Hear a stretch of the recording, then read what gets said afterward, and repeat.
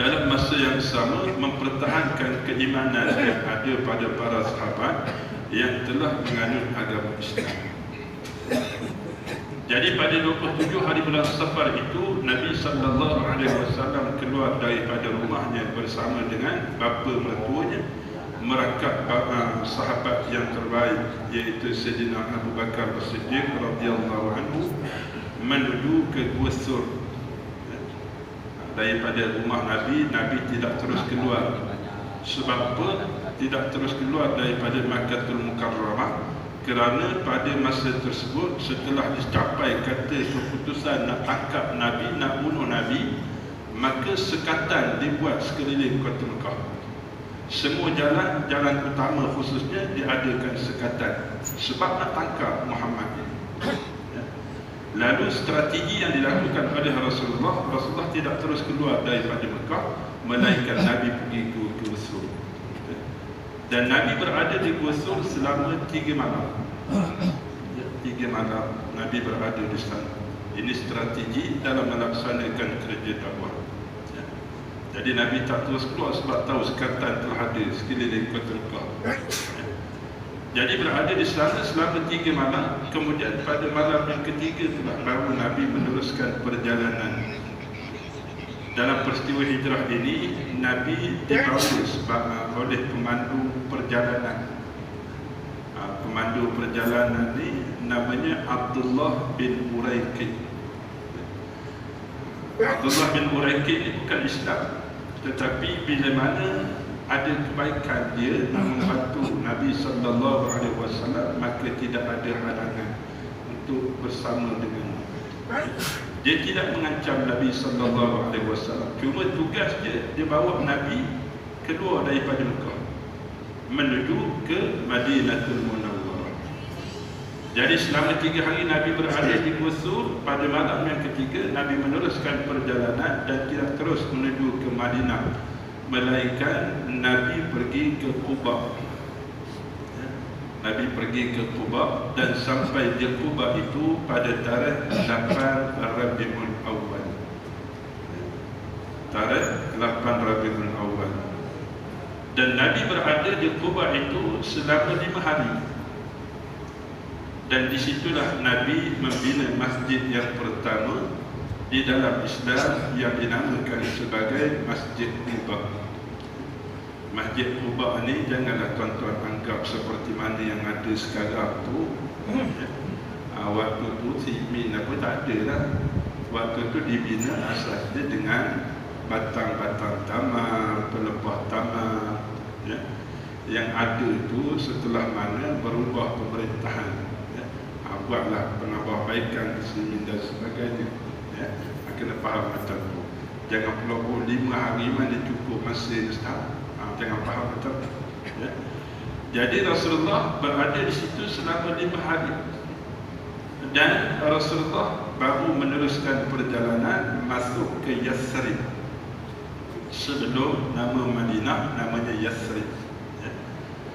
Jadi Nabi sampai di Madinatul Munawwarah. Hebatnya aturan Allah Subhanahu wa Ta'ala. Masyarakat Arab Mekah menerima kelahiran Nabi SAW pada tarikh 12 Rabiul Awal. Masyarakat Arab Madinah menerima kedatangan Nabi SAW dalam peristiwa hijrah berlaku pada 12 Rabiul Awal. Subhanallah. 8, 9, 10, 11, 12 Nabi masuk ke Madinatul Munawwarah. Itu sedikit tentang perjalanan hijrah Nabi SAW yang perlu kita ketahui. Cuma jangan menyalahkan kalau ada orang buat sambutan ma'al hijrah, sambutan awal Muharram. Ini tak kena dengan tarikh hijrah Nabi. Tidak ada salah. Sebaliknya kita ingat perjuangan Nabi, ingat sirah Nabi, ingat pengorbanan yang dilakukan oleh Nabi SAW ini anytime. Ya, setiap masa kita ingat. Sebab itu di antara ilmu yang diwajibkan oleh para ulama untuk kita menuntut akalnya ialah ilmu sirah. daripada selain ilmu asas, iaitu ilmu tauhidnya, ilmu fiqahnya, ilmu tasawufnya, ilmu sirah juga mesti kita usahakan untuk kita mempelajari agama. Kerana di dalam ilmu sirah itulah kita tahu bagaimana perjalanan kehidupan Nabi sallallahu alaihi wasallam, pengorbanan, perjuangan yang dilakukan oleh Nabi sehingga pada saat ini kita mendapat anugerah nikmat daripada Allah dengan nikmat iman dan juga nikmat Islam. Nak bawa Islam bukan satu perkara yang mudah. Nabi bawa Islam bukan satu perkara yang mudah. Dalam keadaan suasana masyarakat Arab Mekah khususnya pada masa tersebut tak kenal apa itu Islam. Dan agama yang nak dibawa oleh Nabi adalah satu agama ataupun ajaran yang bersalahan dengan apa yang mereka amalkan selama. Sebab tu Nabi sebutkan di dalam satu hadis, bada'al Islamu ghariban wa sayaudu kama bada'a ghariban fatuba lil ghuraba. Islam datang dalam masyarakat dan dianggap Islam itu benda asing, benda pelik yang bersalahan dengan apa yang mereka amalkan dalam masyarakat waktu itu. Dan Nabi peringatkan juga kepada kita, wa sayaudu kama bada'a ghariban. Pada akhir zaman dia akan kembali seperti mana Nabi bawa Islam ke dalam masyarakat. Bila nak beramal dengan Islam, orang anggap benda ni benda pelik. Nak kembali semula pada keadaan terdahulu. Sebenarnya Nabi bagi satu motivasi, fatuba lil ghuraba. Orang yang istiqamah dengan Islam, mereka inilah golongan yang beruntung. Jadi bila mana kita memahami sirah Nabi sallallahu alaihi wasallam, kita akan rasa sayang, kita akan rasa cinta, kita akan rasa rindu pada Nabi sallallahu alaihi wasallam, dalam masa yang sama menghadirkan dalam diri kita untuk meneruskan kerja ataupun perjuangan yang telah dilakukan oleh Nabi sallallahu alaihi wasallam. Kemudian tadi saya sebutkan bila mana adanya takwin dalam bulan Islam. Sebelum daripada hatta pada waktu Nabi sallallahu alaihi wasallam masih hidup pun belum ada bulan ni, bulan 1, bulan 2, bulan 3 tak ada. Tahun lagi tak ada. Jadi pada zaman Sayyidina Umar Al-Khattab radhiyallahu anhu menjadi Amirul Mukminin yang kedua, yakni khalifah yang kedua, maka di sana ada saranan daripada sahabat Sayyidina Umar, para sahabat Nabi, supaya diwujudkan satu takwin menunjukkan jati diri pada umat Islam itu sendiri. Padahal masa tersebut dah ada dah kuasa besar Rom, Parsi dan sebagainya. Jadi ada sahabat kata kita gunalah takwim yang ada, termasuklah macam tahun Masih, tapi tidak. Sayyidina Umar nak wujudkan satu takwim menunjukkan itulah jati diri kita sebagai umat Islam. Lalu Sayyidina Umar panggil para sahabat yang ada dan buat perbincangan. Kita nak wujudkan dalam Islam ni daripada mana kita nak mulakan tahun pertama hijrah. Sebab tu dalam perbincangan tersebut ada beberapa cadangan. Di antara cadangan yang dikemukakan oleh sahabat yang lain pada Amirul Mukminin Sayyidina Umar Al-Khattab radhiyallahu anhu, ada yang mencadangkan supaya kita mulakan tarikh tahun pertama hijrah ni daripada Nabi lahir. Waktu Nabi lahir tu kita mulakan tahun tu sebagai tahun pertama hijrah. Diterima cadangan tapi belum diputuskan. Ada sebahagian cadangan supaya dijadikan wahyu yang pertama turun kepada Nabi di Gua Hira. Maknanya waktu tersebut dikira, tahun tersebut dikira tahun pertama hijrah. Diterima cadangan tersebut tapi tidak diputuskan. Ada sebahagian cadangan yang lain mencadangkan supaya tahun pertama hijrah dimulakan daripada peristiwa Isra' dan Mi'raj Nabi sallallahu alaihi wasallam.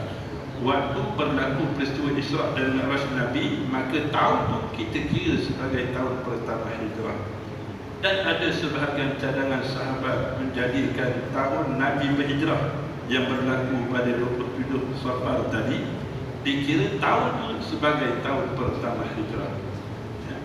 Dan ada juga sebahagian cadangan yang lain dimulakan tarikh hijrah, tahun hijrah ini ketika mana tarikh tahun Nabi wafat. Setelah diperhalusi dan dilihat berbagai sudut, maka Sayyidina Umar Al-Khattab radhiyallahu anhu bersetuju untuk menjadikan tahun Nabi berhijrah daripada Mekah ke Madinah itu sebagai tahun pertama hijrah. Dan pada masa tersebut mengikut kiraan daripada Nabi berhijrah itu sampai pada zaman Sayyidina Umar Al-Khattab radhiyallahu anhu memutuskan keputusan tersebut telah berlalu 17 tahun hijrah. Maknanya waktu itu telah berlalu 17 tahun hijrah Nabi sallallahu alaihi wasallam. Jadi selesai masalah, tahun dah selesai. Daripada tahun Nabi berhijrah itu dikira tahun pertama sampai pada zaman Sayyidina Umar itu tahun yang ke-17 hijrah. Kita hari ini telah sampai 1445 hijrah. Itu kiraan tahun. Kemudian timbul pula masalah tentang nak menentukan bulan. Bulan itu dah ada, ya. Isna asyara syahara itu dalam Quran pun dah sebut memang 12 bulan tak berubah. Sebelum Nabi diangkat oleh Allah Ta'ala menjadi Rasul pun itulah kiraan yang digunakan pakai oleh kaum musyrikin Mekah waktu tersebut. Ada 12 bulan, cuma tak tahu mana satu bulan satu. Boleh faham, ya? Jadi tak ada lagi bulan satu, ya. Yang ada 12 bulan tu tetap 12 bulan, namanya tetap sama Muharram, Safar sampai pada akhirnya, tapi tak tahu mana bulan satu, ya.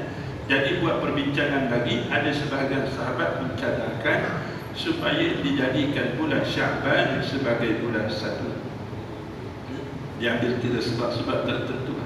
Kemudian ada cadangan dijadikan bulan Ramadan sebagai bulan satu, dan ada cadangan mencadangkan supaya diambil bulan Muharram sebagai bulan satu. Setelah mana diperhalusi oleh Sayyidina Umar Al-Khattab radhiyallahu anhu dan membuat perbincangan dengan sahabat kanan, di antaranya Sayyidina Utsman bin Affan radhiyallahu anhu, maka diputuskan bulan Muharram sebagai bulan satu. Di antara perkara yang diambil kira ialah setelah mana umat Islam selesai menunaikan ibadah haji dalam keadaan suci bersihlah kita, ya. Sebab tu bulan haji bulan akhir sekali, ya. Dan 4 bulan ini dinamakan sebagai bulan haram, yakni bulan dihormati oleh Allah Subhanahu wa taala, ya. Iaitu bulan Zulqa'dah, bulan Zulhijjah, bulan Muharram, dan satu lagi adalah bulan Rajab, ya. Jadi bila mana kita dianugerahkan oleh Allah Subhanahu wa taala berada di dalam bulan Muharram ini, bulan yang dihormati, maka kita sebagai orang yang beriman yang dianugerahkan dengan nikmat tersebut pelihara bulan ini daripada melakukan perkara-perkara yang dilarang oleh Allah Subhanahu wa taala, perkara maksiat pada Allah Subhanahu wa taala. Jadi itu sedikit tentang hijrah Nabi sallallahu alaihi wasallam dan juga penentuan bulan hijrah dan juga tahun hijrah di dalam Islam. Di sini ada beberapa makluman. Yang pertama iaitu kelas selawat marhaban dan berjanji yang akan diadakan pada Sabat Minggulah setiap hari Isnin malam, ya. Untuk minggu depan ini 7 hari bulan 8. Yang kedua, kelas pengajian ikrah dan tajwid dan untuk dewasa dijalankan seperti biasa pada hari Isnin dan Selasa pagi. Bermula pada pukul 9 pagi, tempat dia di ruang utama. Siapa yang berhadir silakan, nak daftar baru pun diadu-adukan sangat, ya. Tidak ada istilah malu ustaz sebab dah lewat, tidak ada istilah tersebut. Yang paling utama kita boleh kenal ayat-ayat Allah Subhanahu wa taala. Yang ketiga, kelas pengajian tajwid untuk pemuda remaja diadakan pada setiap hari Rabu malam, ya. Yang keempat, kelas iqra kanak-kanak kita dah mulakan dah hari itu dan diadakan pada hari Isnin dan hari Rabu setiap minggu pada malam selepas maghrib, ya. Minggu depan tu sama Isnin dan juga hari Rabu malam. Yang kelima, kelas taranum untuk kanak-kanak, yang ni yang baru kita wujudkan lah, ya. Jadi untuk minggu depan ni, mana yang terdekat hari Ahad ni, 6 hari bulan 8 hari Ahad pukul 9 pagi, boleh ajak anak-anak datang, ya. Cuma hari ini ada 2 maklumat tambahan. 3, satunya berkaitan dengan denggi, ya.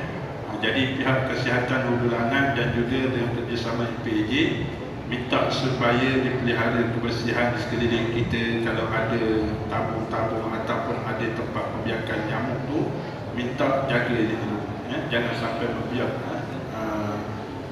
nyamuk dan juga mendatangkan penyakit denggi. Yang berikutnya, mesyuarat agung khas pencalonan dan pemilihan anggota jawatan kuasa surau dan pemeriksa kira-kira negeri Selangor daerah Hulu Langat. Jadi bagi memastikan tuan-tuan boleh mengambil dalam program ini, diminta tuan-tuan buat semakan sebagai anak ahli qaryah surau masing-masing. Adanya rujuk pada pengurusi surau ataupun setiausaha surau untuk mendapatkan tuan-tuan diundi ataupun dilantik sebagai ahli jawatan kuasa surau. Yang terakhir, Lembaga Zakat Selangor. Lembaga Zakat Selangor diminta kepada golongan asnaf dan juga anak-anak yatim kemas kini data peribadi di laman web LJS Lembaga Zakat Selangor, termasuk juga kepada yang baru berada dalam kategori asnaf, mungkin tahun ni ke baru jadi anak yatim, jadi minta tolong daftarkan dengan segera. Itu sebahagian daripada maklumat yang disampaikan oleh pihak pentadbiran dan pengurusan masjid. Yang terakhir ialah tabung wakaf diletakkan di tengah sana, insya-Allah selepas solat boleh kita buat sedemikian. Mudah-mudahan itu adalah sebahagian pelaburan untuk kita di akhirat kelak, insya-Allah. Jadi sebelum azan, minta pada anak-anak di atas tolong bagi perhatian, jangan buat bising ya. Itu saja. Assalamualaikum warahmatullahi wabarakatuh.